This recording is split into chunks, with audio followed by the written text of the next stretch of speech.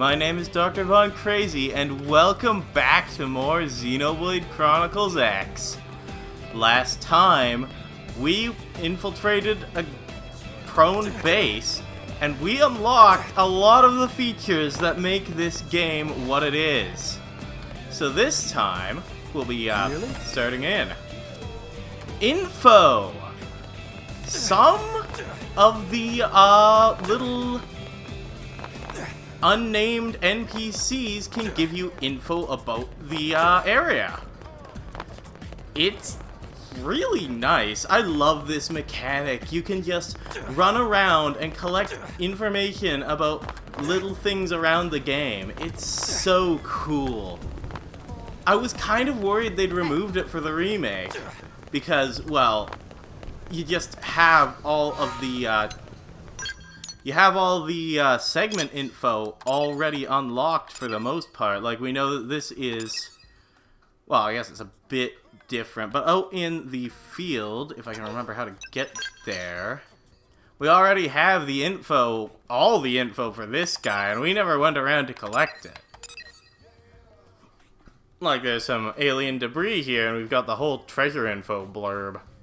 And I'm so glad it was left in. It was so flavorful just being able to run around, pick up information from wherever. Anyway, I want to go around New LA and check out the things. Well, mostly just the administrative district. First off, we've got mission control. What the heck? Why is this one like 8 stars? I do actually want to pick this one up. This is a special one. You can hold up to 20 of these basic missions at a time. And you can also check how many items of each one you have. I like to do this for the gathering missions and just leave them in the terminal until I just happen to have everything. Like, I already have the Suede fill-up for this. So I can just check this off as soon as I back out of this menu. And while I've got these lying about, I can just do the rest of them. Although, I think you can actually follow ball them now. I'm gonna pick one up and see if that works. For now, I'm also going to just nab all the bounty missions. Arms Tester Wanted is a fairly special one. Each one has a different required weapon that you have to use. There, that's everything I want to pick up for now. And that will complete the Suede Sirloin quest, which means I can go back in here and there will be brand new basic quests. If you don't do that, you won't have new basic quests. You absolutely can follow ball gathering quests in this version. You couldn't in the original. And that made gathering quests kinda suck to complete. There are some late game ones that have you do some really annoying rare items.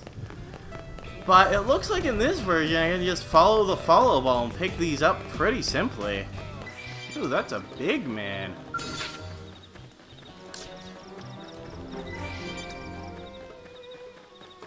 Oh, hey, I discovered a whole landmark here. That's nice. So this is where the follow ball led me to. I was kind of hoping it would lead me directly to an item octahedron, but it doesn't look like it. I guess I'll just have to collect... Oh! Those are marked. Are those the correct item octahedrons for my quest, then? I don't need the squad tasks. I was doing some recording of other things. Yeah, that's a cran jelly. And that's a cran jelly. Okay. So the follow ball won't lead you directly to them, but they are marked. And I think they were marked on the mini-map as well, but I wasn't looking at it at the time. That is fairly convenient and good to note.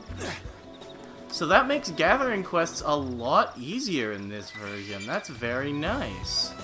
Anyway, let's head back to New LA and I'll show off some more things, explain a bit more.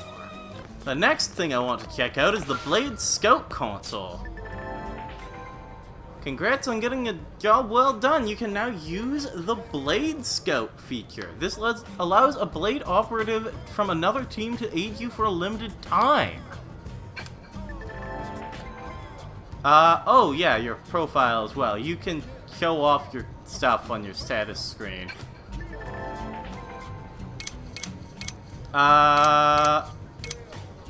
You can be scouted yourself. Press this search button, and you'll be shown, if it'll connect, a bunch of different blades from not just your squad, all kinds of squads. So I could just pick up this level 38 UA with the winged viper thing. Xenoblade cat? What? Apparently they're a Xenoblade cat. Unique QT? What? Practically everyone's like ready and waiting, so I'm guessing that one's the default. You can also sort it by level, by class. You could go level 99, class Drifter, weapon Longsword, and dual guns. And you can find people doing the most broken shit, like an L. He's already got Bewitched Clay Receding Rust. Sheesh. Can I... No, I don't have the money. I was kind of hoping I could check out his avatar. Oh, ZR. What do you have? Okay. Yeah, this is an insane build.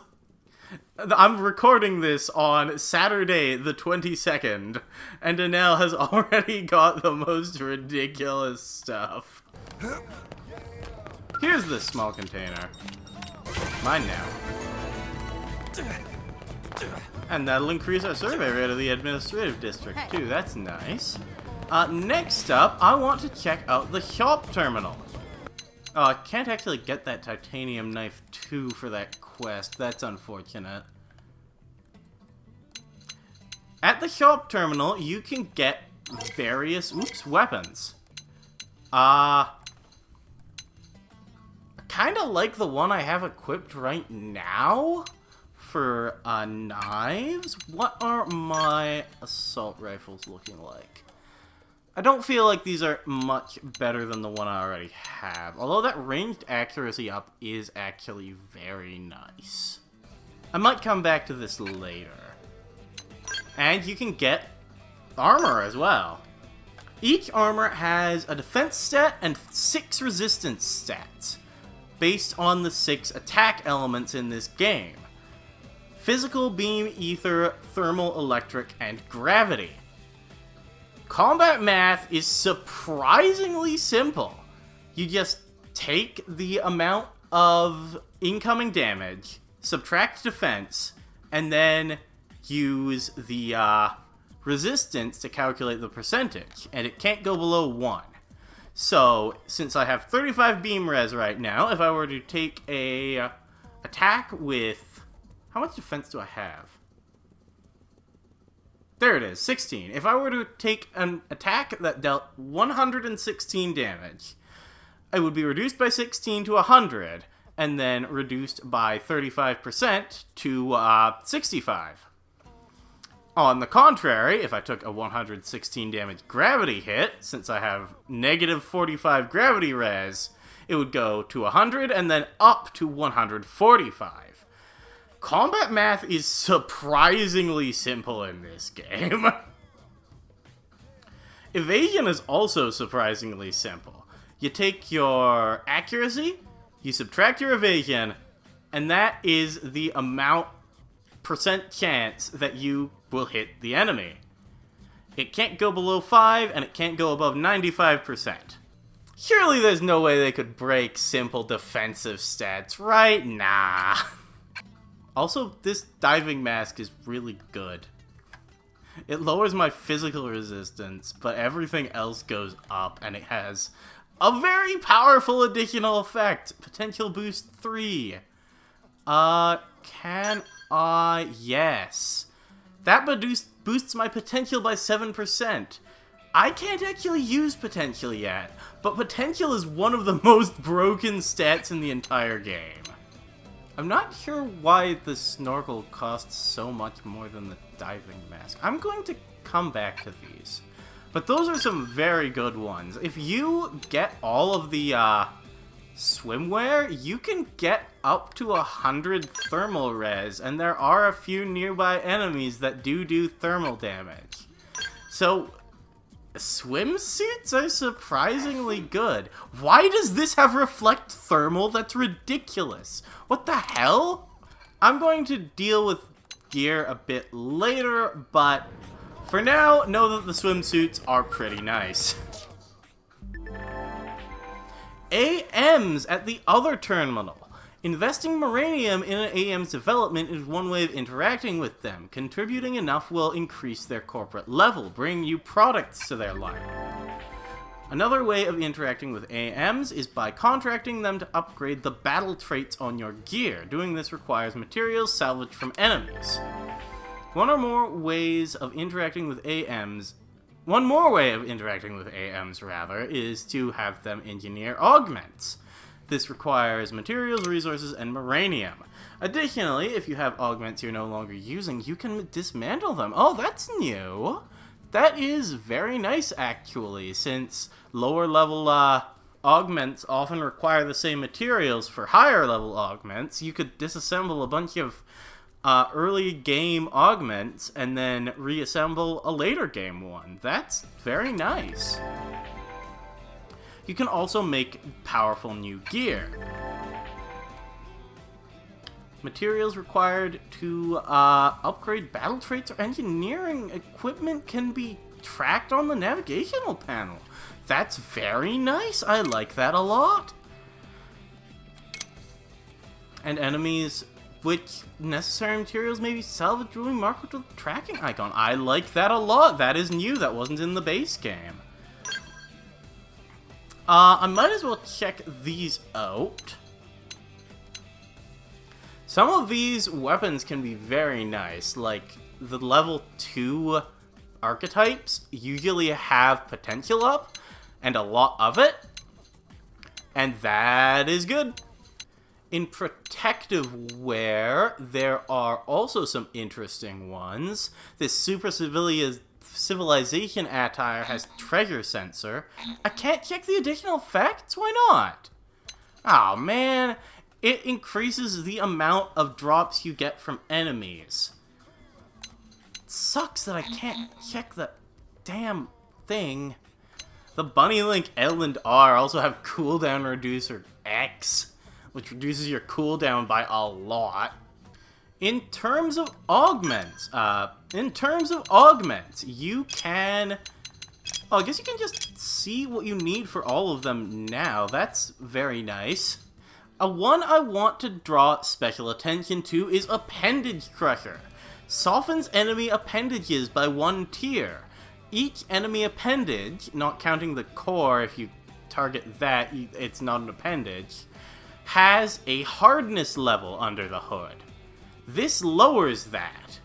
You basically just get free extra damage. I'll find the actual numbers, but having Appendage Crusher makes you do way more damage to enemy appendages. And all of these items are surprisingly easy to collect. I mean, the Emerald Horn is technically in Sylvalum, but there's a way around that.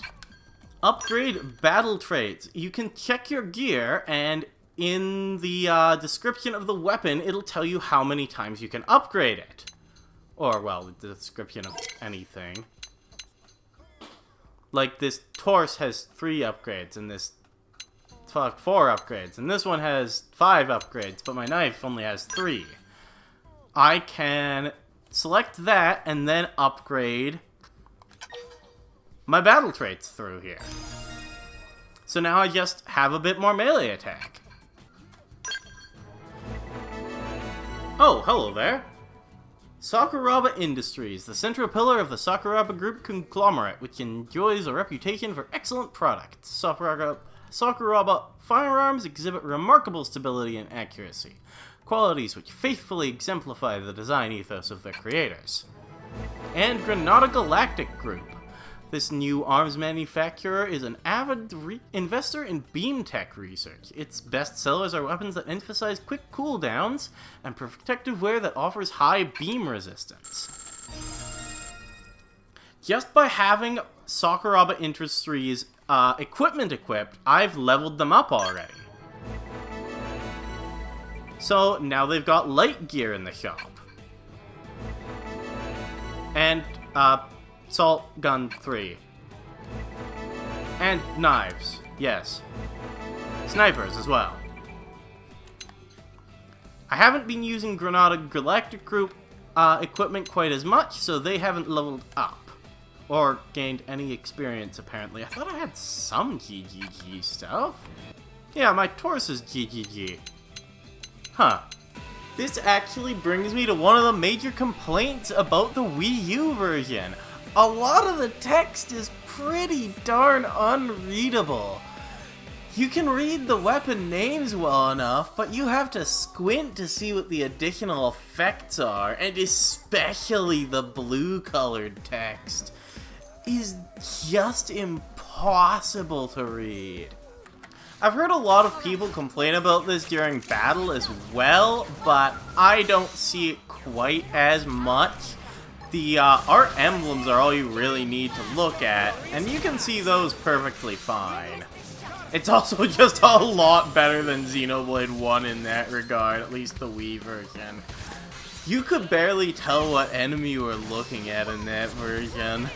Where you really have trouble seeing it is that control thing on the side. You can hold R to switch the control display, and man, is it hard to see what it actually is telling you to do. I forgot about this feature. This is the aerial cam. I really hope it did come back in the Switch version, because this is really cool. But I did completely forget about it, so I wouldn't be surprised if it was cut. Upgrading AMs requires Moranium. Moranium is a special resource that you can't collect in a lot of ways. There's only one way to collect it, actually. And that's by using Frontier Nav. Each of the sites you found, you can switch the probe on. I have 4 of these mining probe G1s, and you'll notice that it increases my mining total by 250 points, but lowers my revenue total. On the other hand, the research probe increases my revenue total, but lowers my mining total. Right now, I don't have much Moranium. I've only got 300, because I got some while setting up my recording. So I'm going to switch this to the mining probe, as well as this other one. There's actually quite a bit to the Frontier Nav mining stuff sites, but we can't actually access most of it right now. For now, we just want to have more Moranium so that we can do more things, get more upgrades, get more augments. This dinner is served. I guess that's that. Okay, that was interesting. I just got a bunch of arts all at once for completing Drifter. I guess that's all the arts you need to start the next classes. I'm not going to change off of my current class right now, however, because I have things I need to do first, basically. Damn! Well, I was gonna explain that you get material tickets by beating enemies with the squad thing, but those are the weakest Saltats I can think of, and everything else is a crazy difficult enemy, except for the Bullet Fly, which is an item in Cauldros, which I can't even think of going to right now. Cauldros is the dangerous looking area up here. And I'd have to walk for about an hour to get there. There's some Quo in the Sea-Swept base. Maybe they'll be weak enough. Nope. Level 38. Dang. Well, I planned for this. I recorded before I started my recording session, just me fighting a thing that had a squad mission.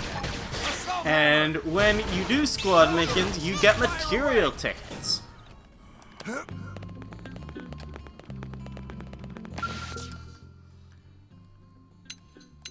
Wait, where do you use material tickets? It was here in the original. Crud. Oh!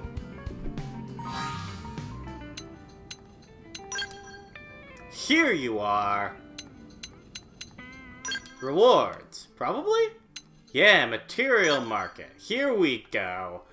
Material tickets can be used to buy literally any enemy drop in the entire game. Including the ones you use to make the broken stuff. These were organized alphabetically in the original. How are they organized in this version? There doesn't even seem to be a way to organize them differently. How am I gonna find anything? There's the Emerald Horn. That's one of the things you need for the, plus Shed Germivore Scales. Surely there's a frickin'... I can't find things in this version, because they... What are these sorted by? Why can't I sort them myself? Gah! I can't even search for anything with, like, a text input, man! I can't find it. I'm looking for Mortiful Pollen to prove that you can just make Appendage Crusher, one of the best augments in the game, practically right now as soon as you find a white Cometite, which is obtained through exploring more through Frontier Nav and mining more. It's not just Moranium that you can mine, but I literally can't find it in that damned menu. In the original, they were organized alphabetically, so you could always find what you were looking for pretty quickly. But in this version, not so much. Anyways,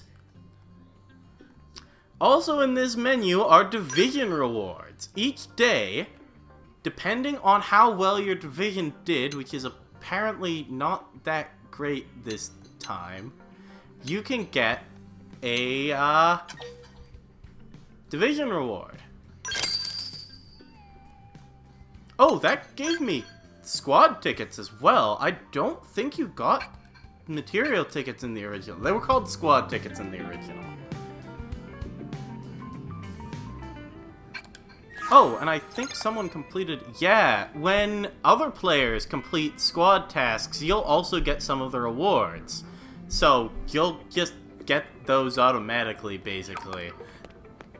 They're very nice.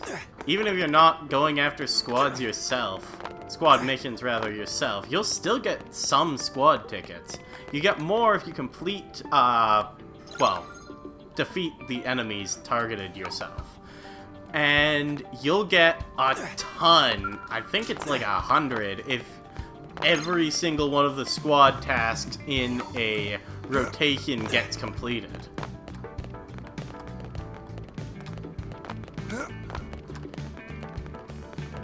Suffice to say, material tickets are very useful. Anyway, I ranked up earlier, so I need to change my class. There are 3 classes available to you right now. Commando uses dual swords and dual guns. It's very similar to what Elma's doing right now. Enforcer uses the knife and ray gun. There is only one other character that uses this exact weapon combination, and they are very late game. And this is a very good one. I like this one a lot. Striker uses the longsword and assault rifle. It is very beginner friendly. It uses a lot of positional art. It can topple enemies easily. It is very cool. In the later classes, you also unlock Shield Trooper. This is Lynn's class. It is a highly defensive class. You can also unlock Partisan Eagle using the Javelin and Sniper Rifle. These are very unusual weapons. The Sniper Rifle has the longest range of any weapon in the game, which is situationally useful. I've had it come up. And on the Enforcer side, you can unlock Blast Fencer using the Photon Saber and Psycho Launchers. This is special. I don't know if this holds true in this version, but in the base game, rather the original game, there were no characters that could possibly use this weapon combination. Doug uses Ray Gun plus Photon Saber, which is actually a very cool weapon combination, but there are none that use Photon Saber and Psycho Launchers. Myself, I'm going to be starting out with the Striker class. I have a reason for this. On my first playthrough, I used Commando. On my second playthrough, I used Enforcer. So I'm going to be using the Striker.